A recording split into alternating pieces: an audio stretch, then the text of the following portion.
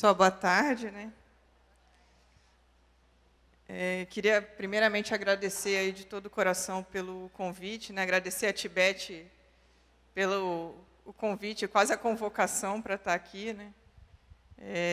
Eu não sou um palestrante, né? Como a Luísa, quando abriu o evento aqui, né? Agradeceu as pessoas que não são palestrantes e que estão aqui para enriquecer e para ajudar mesmo o evento. Então, eu não sou um palestrante, né? Sou uma profissional do mercado, não estou acostumada a falar em palestras, em eventos desse porte, mas é um prazer imenso estar aqui e, né, dividir também experiências com mulheres incríveis. Eu estou aqui desde de manhã e estou gostando muito, né? Estou aproveitando demais as palestras que estão acontecendo.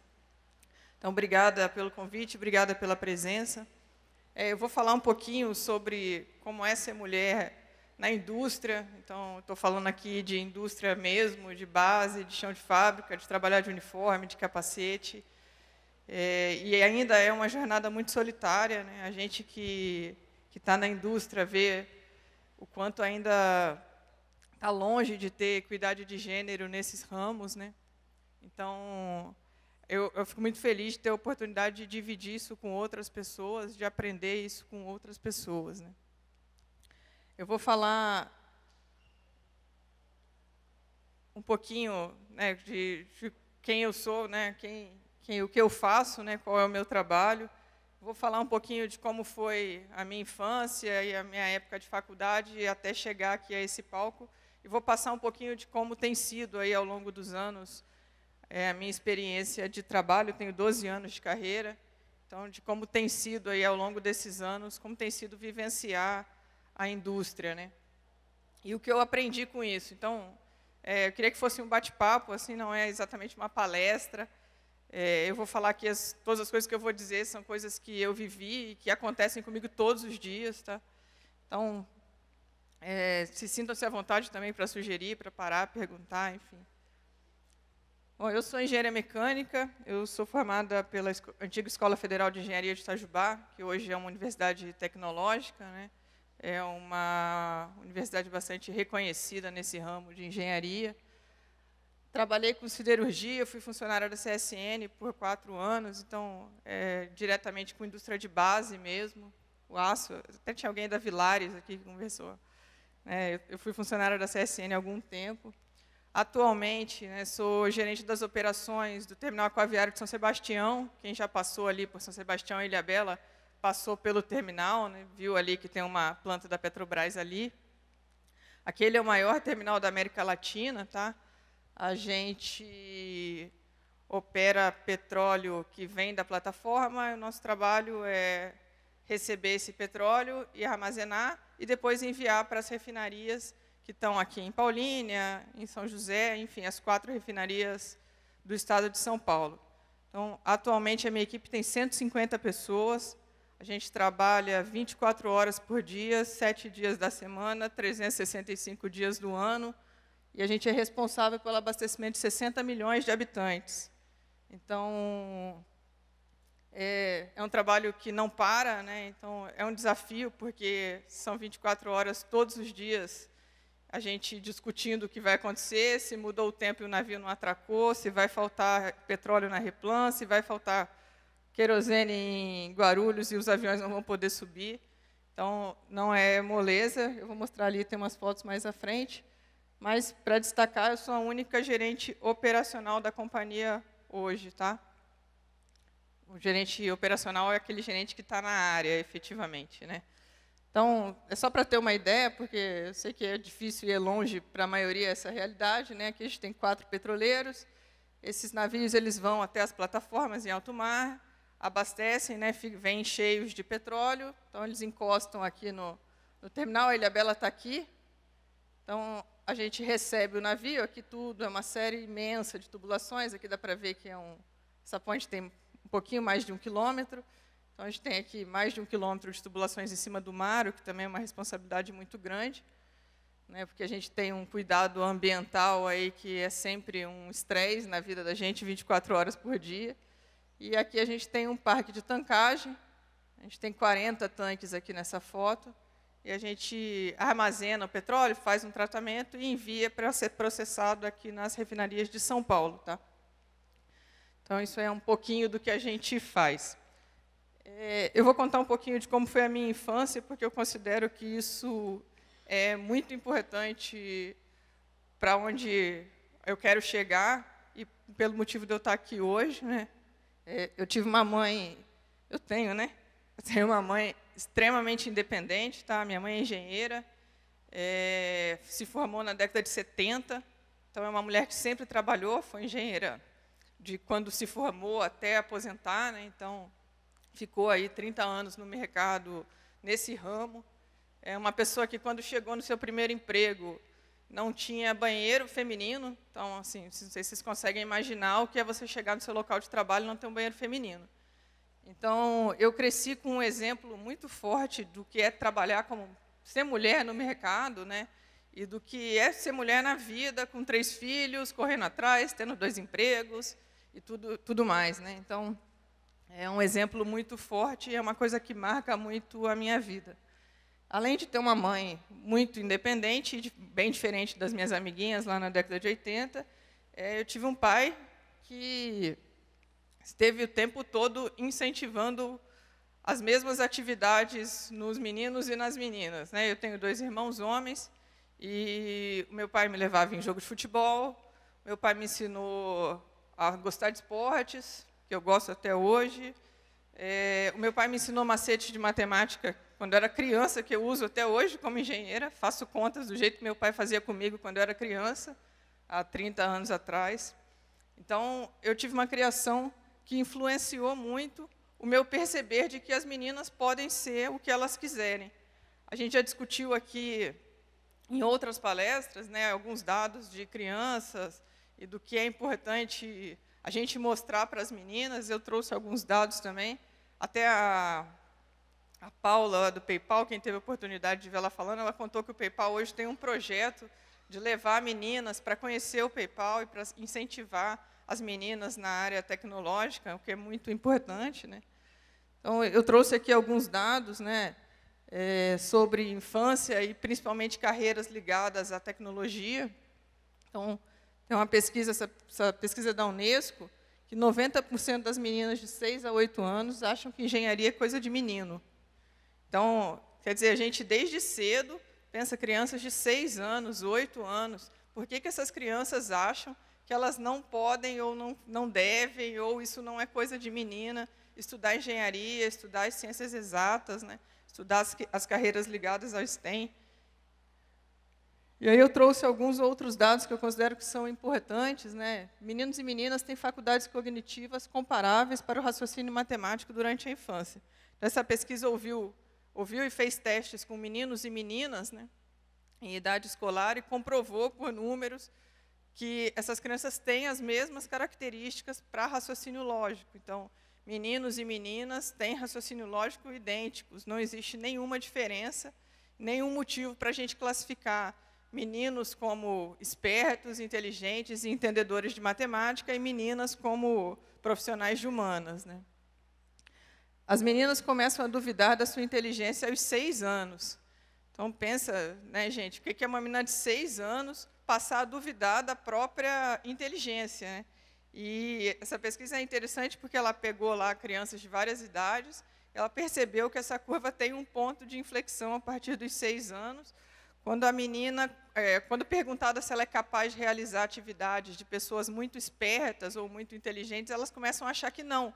Enquanto os meninos acham que são capazes de realizar todo tipo de tarefa, né, sem autoestima muito mais elevada, as meninas começam, não, se é de muito esperta, eu não consigo, eu não posso. Isso é triste. Né? 86% das meninas são ensinadas a ser agradáveis ainda na infância. Né? O que é ser agradável? É ser educada, é falar baixo, é sentar de perna fechada, é aquela série de coisas que a gente tem o hábito de dizer para as meninas, e que lá na frente vai influenciar a atuação delas no mercado de trabalho. Eu vou dizer um pouquinho mais sobre isso lá na frente, mas isso tudo é da formação. Às vezes a gente faz sem ter nenhuma... a gente faz, mas aquilo a gente não pensa por que isso está... onde é que isso pode chegar e onde é que isso vai levar. Eu trouxe algumas dicas aí que eu considero importantes, né? Incentivar as meninas em atividades ligadas a raciocínio lógico. A gente tem o hábito de dar Lego para os meninos, né? Nave, foguete, kit cientista, kit engenheiro, jogos de montar, mas para meninas a gente compra bonecas, fogõezinhos, brinquedos rosas, né? A gente chega nas lojas de brinquedo, é assustador quando a gente vê o tipo de brinquedo que é oferecido às nossas meninas ainda hoje, né?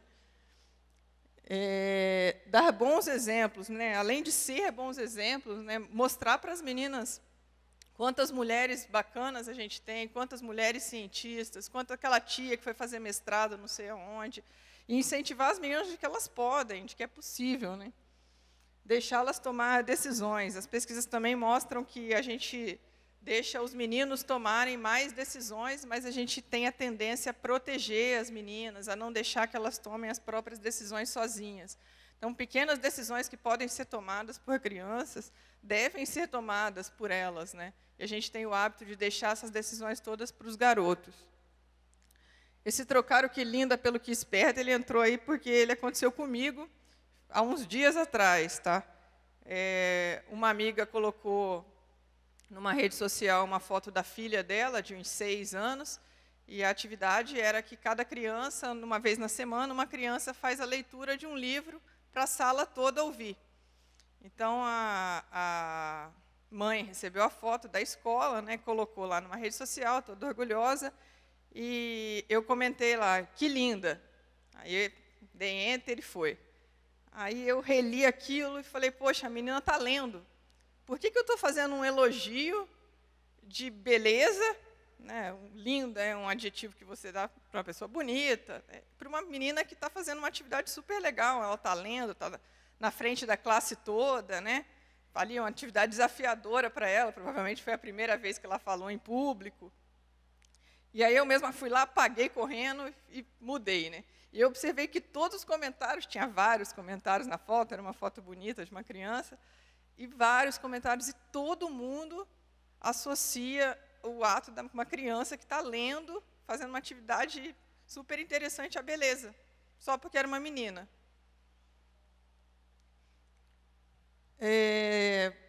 Época de faculdade, né, só para contextualizar, naquela época, isso era anos 2000, a gente ainda não tinha as informações que a gente tem hoje, acho que também isso aí foi unânime aqui, pelo menos nas palestras que eu assisti, né, da gente aceitar coisas que a gente nunca aceitaria hoje, né? Então, naquela época, a gente aceitava coisas que hoje seria completamente diferente, né? Então, eu trouxe 2 piadas que eu vi muito, né? Primeira ali, faculdade de engenharia é igual navio pirata. Não sei se vocês já ouviram isso, mas é porque navio pirata só tem homem e canhão. E um grande elogio que tinha lá também era que você é muito bonita para ser engenheira. Isso é um elogio maravilhoso, né? Porque, afinal de contas, engenheiras têm que ser feias, mal acabadas, sapatões, etc. Esse é o tipo de estereótipo que a gente ouve, e eu acho que ele é comum até hoje, tá? Apesar de eu estar fora da faculdade, pelas coisas que eu escuto e leio por aí, isso ainda acontece. Eu fiz mecânica ainda, que a quantidade de homens é absurda. Eu fui de uma turma com 57 homens e 3 mulheres, das quais 2 se formaram. Então, é um disparate, né?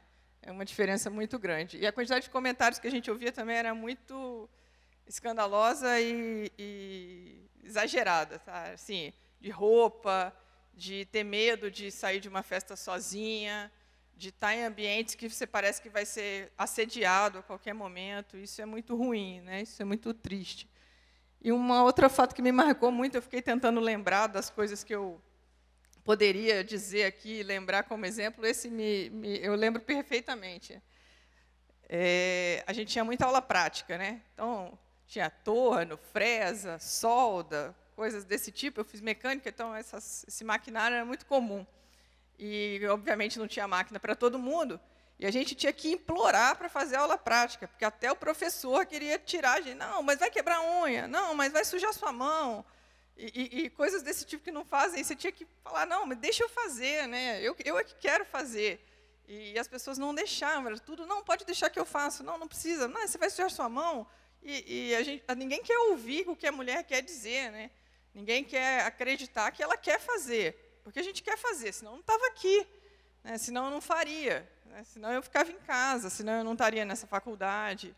Então, a gente ocupar esses espaços que não são comuns para a gente, esses espaços que são ocupados por homens, e que a gente é intruso, porque é assim que a gente é tratado, não é fácil. Algumas percepções aí que eu tive ao longo do tempo no mercado, né, todas essas percepções são minhas, são da minha cabeça e aconteceram comigo. Tá? As empresas ainda não estão preparadas para receber mulheres. Né? Isso vai de equipamentos até o preparo das pessoas. Né? Então, é muito, muito comum eu chegar em um lugar e não ter capacete do meu tamanho, porque a minha cabeça é pequena. Então, eu tenho um capacete comigo lá, e todo lugar que eu vou, se eu vou visitar um fornecedor, ou se eu vou em outra planta, eu sempre levo capacete. Eu viajo com capacete no avião, porque, normalmente, não tem capacete para mim. Outro item que nunca tem para mim é luva. Não há um lugar que eu vá que tenha uma luva que eu consiga usar com segurança. Todas as luvas são grandes demais para a minha mão. E isso é muito, muito, muito comum. Então, assim, as mulheres, de forma geral, viajam com o equipamento completo, porque é impossível você chegar num lugar e ter alguma coisa no seu tamanho. Parece besteira, mas a Petrobras, que é uma empresa imensa, foi ter uniforme feminino há pouco tempo atrás. Né? Há pouco mesmo. Né? Então, a gente tinha que usar calça de uniforme que ficava imensa, era impossível usar, era um negócio... Você gastava mais na costureira do que o que tinha custado a calça, mas não tinha. Ixi, acho que eu dei um tilt aqui. Aí. Atividades fora do trabalho. Né? Os ambientes masculinos são muito comuns ter aquele happy hour que é só dos homens, que vão, que jogam futebol, aí deixa as esposas em casa com o filho, e o camarada vai lá e tem aquele happy hour de quarta-feira, que assiste o futebol depois, tem lá um programa que, obviamente, mulher nenhuma é convidada. Inclusive você que passa o dia inteiro com os caras. Então, chega no outro dia, todo mundo sabe a piada, e você nem foi convidado, ninguém nem sabe que você estava lá, ninguém nem lembrou que você podia, talvez, querer ir a algum lugar depois do trabalho. Não existe esse... E todo lugar parece que é uma praga. Todo lugar que tem 10 homens reunidos vira um evento desse aí durante a semana. Mulheres têm que reafirmar a competência 1000 vezes. Né? Então, a gente vê muito homem promovido pelo potencial, ou pelo talento, ou porque talvez um dia ele se torne um líder. Mulher, não. Mulher, você fica na fila, fica na fila, fica na fila, mostra, mostra, mostra, mostra. Quando não tem mais jeito, aí você é promovida. Isso também é muito comum e a gente vive isso todo dia. Tá? A gente vê mulheres que estão na crista da onda e são preteridas em várias posições, porque sempre tem um homem com um potencial maravilhoso, mas que ainda não produziu nada e passou na frente na corrida. Toda vez que se vai promover uma mulher, tem um bendito lá no meio da sala, inclusive comigo dentro da sala, que fala, mas vai colocar uma menina? Tem certeza? Mas uma menina nessa posição? Gente, é impressionante. O pessoal não fica nem com vergonha. Na minha frente acontece isso aí. E é muito chato, e não vejo nenhum motivo, e as pessoas insistem, e é muito comum mesmo acontecer. Tá? Alguns estereótipos que alguns já foram até falados aqui hoje durante o dia, mas que são muito comuns e a gente vê todo dia. Né?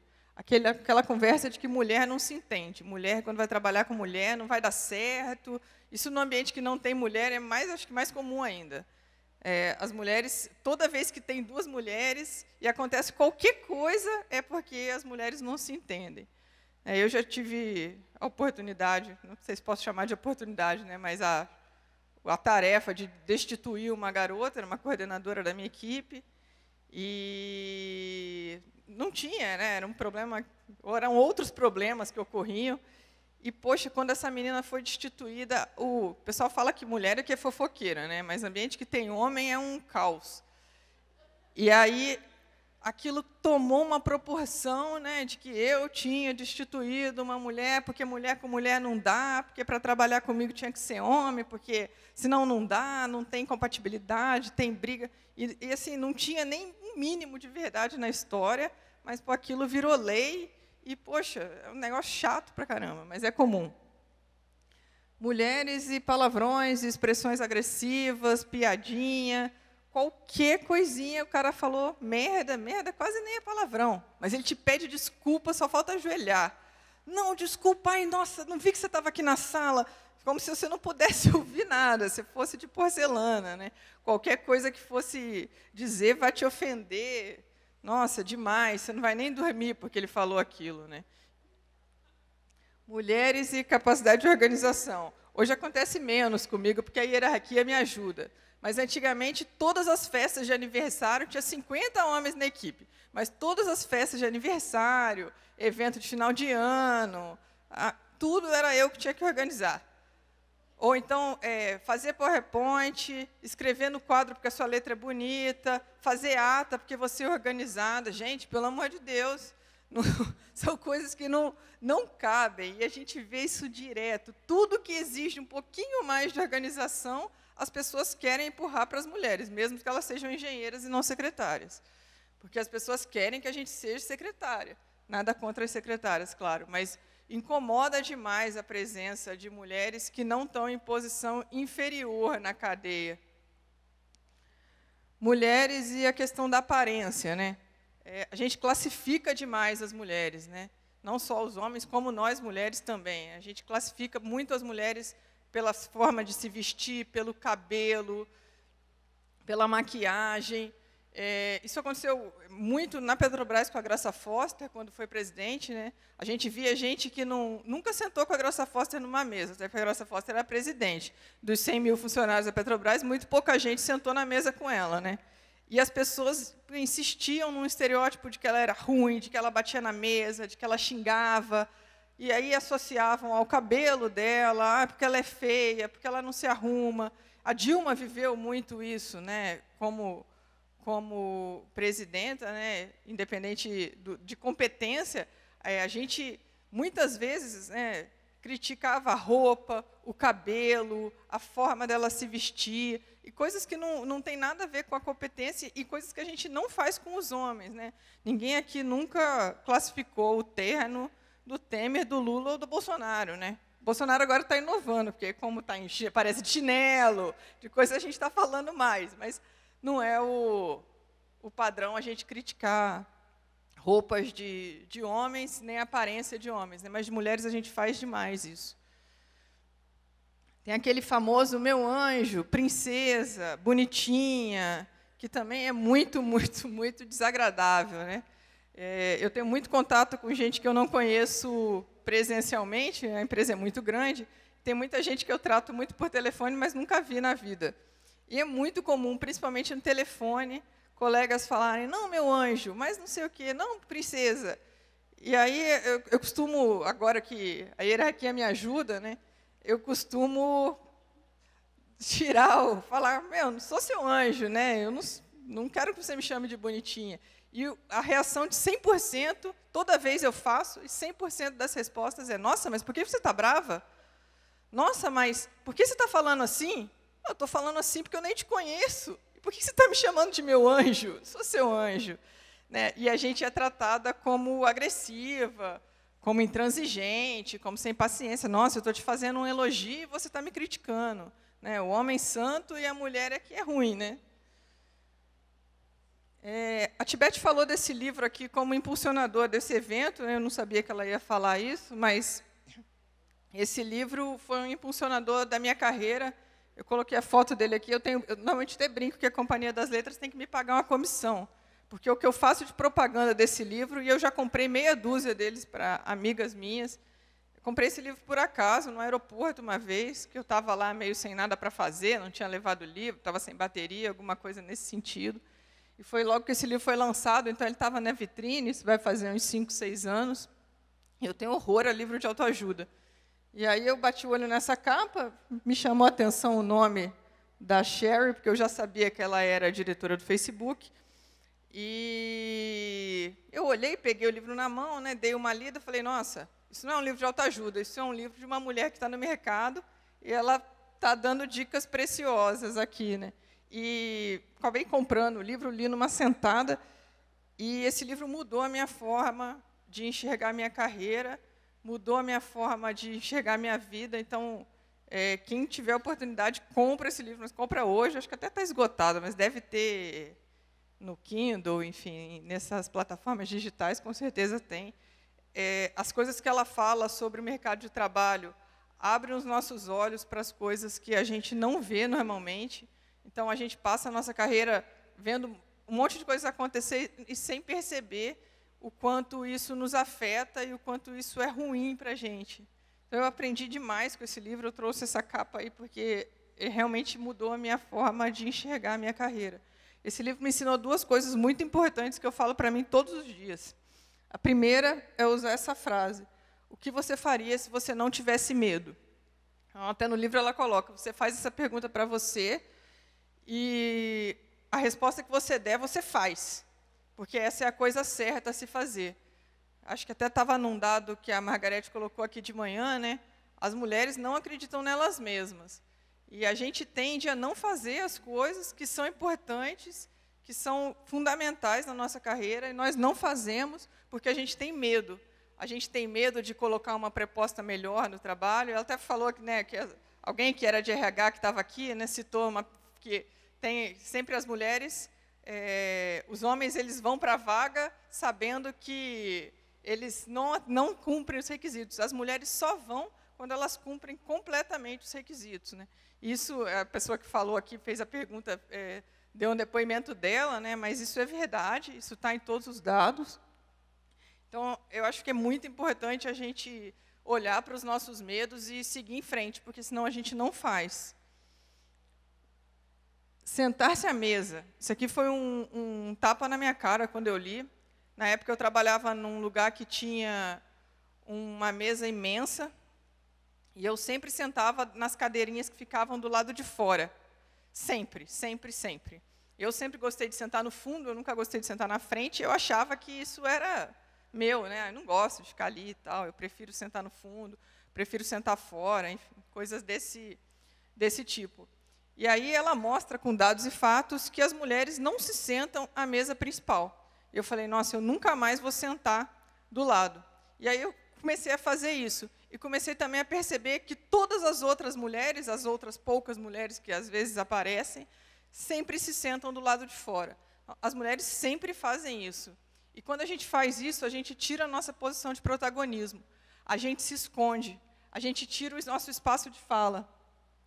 E eu acho que é muito importante a gente aproveitar todas as oportunidades de fala. O pessoal mostrou aqui antes aquele vídeo do Porta dos Fundos. Aquele vídeo é ótimo. Aquele vídeo acontece todo dia. E aí, quando você começa a observar, você percebe que as pessoas não te deixam falar. Então, ou você fala, pessoal, eu preciso falar, se posiciona e passa de arrogante, que é o que eles vão dizer de você, ou você não fala. Então, a gente precisa insistir em se posicionar, porque se a gente não fizer isso, os homens não vão nos deixar ocupar esses espaços, porque eles estão ocupando esses espaços há 1000 anos e eles querem que continue assim. Ninguém quer dar esse espaço para a gente, ninguém quer dar esse espaço para o diferente, porque a gente não está preparado para aceitar o diferente. E num mercado como esse, né, eu estou falando aqui de indústria, de chão de fábrica mesmo, de gente que trabalha de bota, de capacete, de uniforme, estou falando do RH, não estou falando de comunicação, marketing, áreas que tem muitas mulheres, né? Se a gente não tomar o espaço, ninguém vai entregar o espaço para a gente. Então, insistir em se posicionar é fundamental. Senão a gente não vai falar. Vai acontecer igual a moça ali do vídeo do Porta dos Fundos. A gente não vai conseguir falar. Romper com a necessidade de agradar. Eu coloquei lá na frente a questão que as meninas elas são ensinadas sempre a agradar as outras pessoas, né? E as mulheres são assim. As mulheres querem mediar conflitos, as mulheres querem deixar tudo certinho, tudo organizado. Só que, gente, a gente não consegue ocupar posições de liderança se a gente não desagradar. Se a gente não colocar na mesa e falar, minha posição é essa e eu não vou arredar o pé daqui. Então, isso incomoda, é ruim de fazer, dói, mas a gente acostuma e começa a fazer. Porque, se não for assim, a gente não vai conseguir colocar a nossa posição. Então, a gente tem que romper com essa cultura de que a mulher ela tem que ser a boazinha, a certinha, porque o inconsciente das pessoas, né, a Margarete foi muito feliz com o quadrinho que ela colocou aqui, né, acredito que a maioria de vocês viu, com os vieses inconscientes, e é isso que acontece, e a gente faz isso, né? A gente quer ser aquele que media todos os conflitos, só que, gente, não dá para manter uma posição de liderança, não dá para ter 150 subordinados homens se a gente só quiser agradar, não dá, é impossível. Acreditar no próprio potencial, esse é um dado que acho que foi colocado aqui em algum momento também. As mulheres tendem a ter autoestima muito mais baixa que a dos homens, né? As mulheres elas não acreditam nelas mesmas.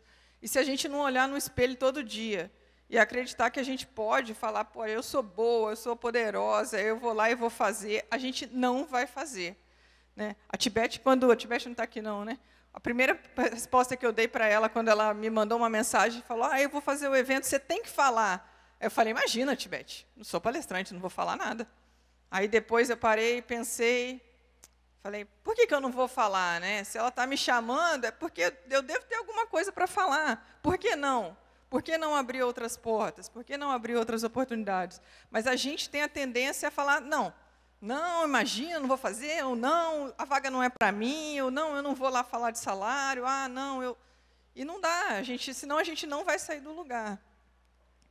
Atribuir a si mesmo o seu próprio sucesso. Né? Também todas as pesquisas indicam, né, o homem, quando ele atinge o sucesso, ou quando ele faz um projeto que vai para frente, ele coloca todo o sucesso para ele. Né? Ele fez porque ele é bom. A mulher, não. A mulher, ela agradece todo mundo. Minha equipe isso, meu chefe me ajudou. No fim, eu não fiz nada, eu sou uma fraude aqui. As mulheres acham que são fraude, gente. E não, eu também penso assim, tá? Eu fico lá me cobrando para a gente não fazer isso, porque isso atrapalha a nossa carreira, isso atrapalha a nossa vida. Usar a hierarquia a seu favor e a favor de todas as mulheres. Então, quando a gente chega numa posição de liderança, uma posição um pouquinho mais alta, eu entendo que é uma obrigação nossa, sempre que possível, eu sei que nem sempre é possível, nem sempre a gente consegue, às vezes você está lá numa reunião de diretor e você não consegue, não tem espaço para... Esses dias aconteceu uma comigo, inacreditável, eu apresentei um trabalho para o diretor, aí foi eu e meu chefe, né, que é intermediário entre eu e o diretor. Aí eu que apresentei, levei todos os dados, apresentei, falei e tal. Quando acabou a apresentação, o diretor falou assim, excelente, Valdo. E agradeceu o meu chefe, que não tinha aberto a boca.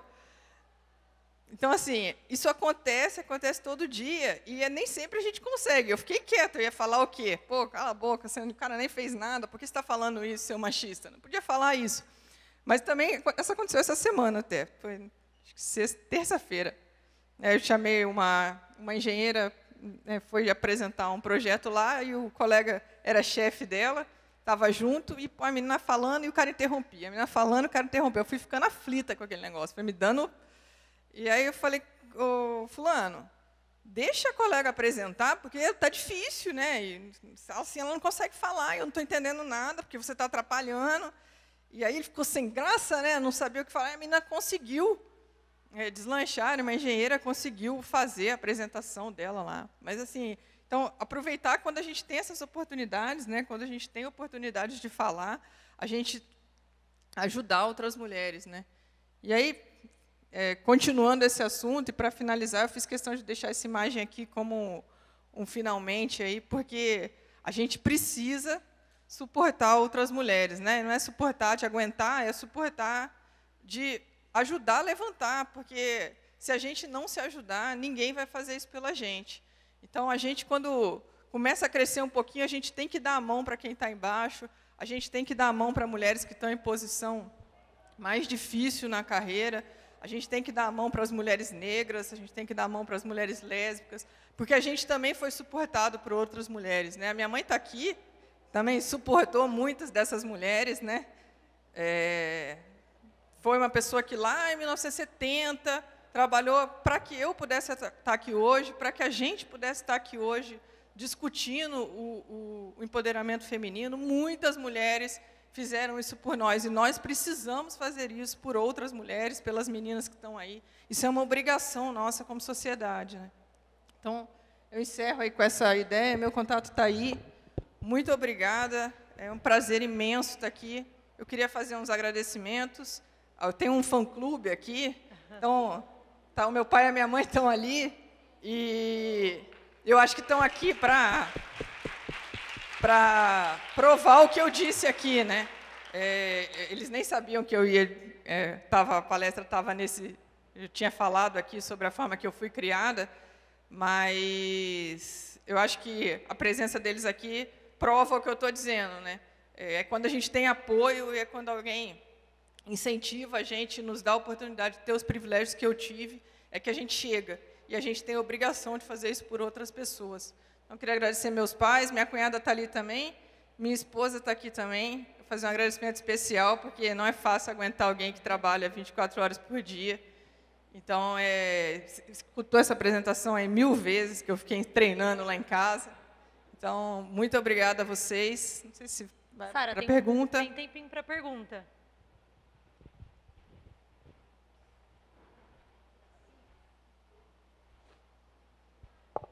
Sara, em primeiro lugar, obrigada, viu?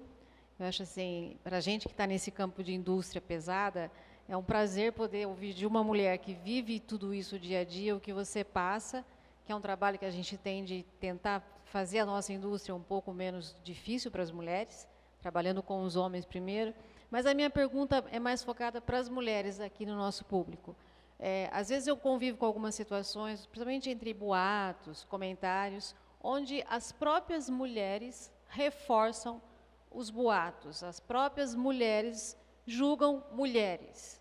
Então, eu queria saber, na sua opinião, nós também precisamos trabalhar com isso. Você sente isso? Não, com certeza.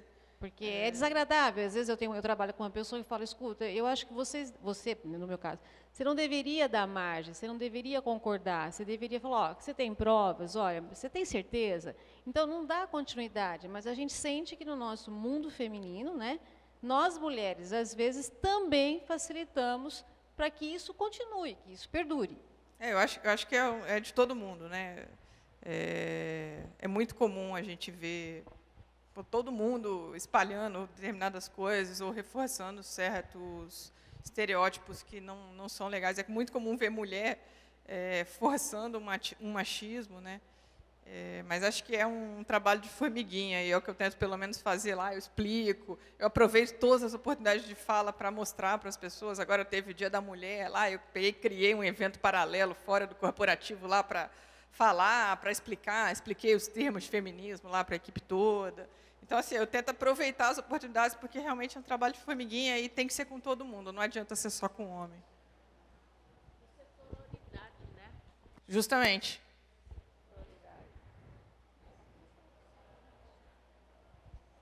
Mais alguém?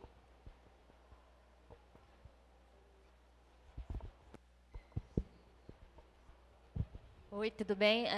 Eu me identifiquei bastante com o que você falou, até por trabalhar também numa grande corporação. Hoje de manhã, quando a gente começou o evento, uma colega disse bastante que não se sentia incluída nos eventos, etc. Logo, uma outra colega que estava sentada ali falou, não, fala comigo que eu posso te ajudar, a palestrante. Não, eu também posso te ajudar.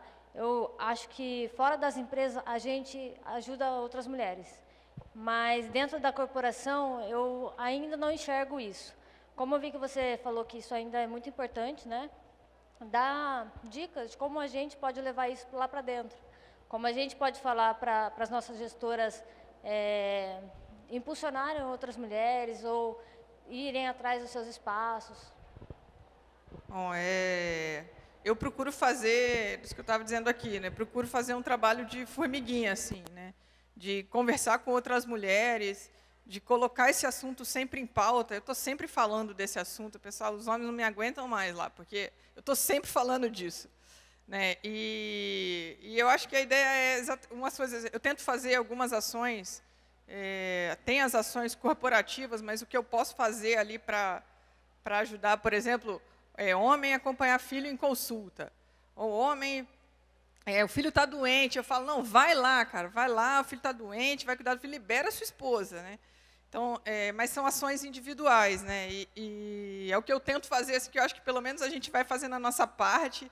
Nem sempre a gente consegue. Eu trabalho numa empresa imensa, que é uma máquina difícil de mover, né? Imagino, não vou falar muito, mas vocês podem imaginar como é difícil mudar uma corporação como essa, né? Então, assim, eu procuro. Eu faço ali o que está ao meu alcance, não é essa dos homens com filhos, eu sempre falo, né? Galera, tem reunião da escola, tem que ir na reunião da escola. Pessoal, vai lá, filho está doente, vai ficar com o filho, né? E liberem as suas esposas, né? Dividam com as suas esposas. Então, eu estou sempre fazendo essa campanha. Eu trabalho com muito poucas mulheres, muito poucas mesmo. Ali dos meus 150, tem 7 mulheres, sendo 3 completamente administrativa, 2 engenheiras e 2 químicas. Tá? Então, eu tenho 4 mulheres aí em carreira técnica, vamos dizer assim. Então, assim, na verdade, eu tenho pouco alcance com mulheres diretamente, mas eu tento ir ali no trabalho de formiguinha com os caras. Não, tem que fazer, galera, tem que ir lá, vai cuidar. Filho está doente, vai lá ficar com o filho, depois paga a hora. Então, mas, assim, realmente é difícil mudar a engrenagem aí.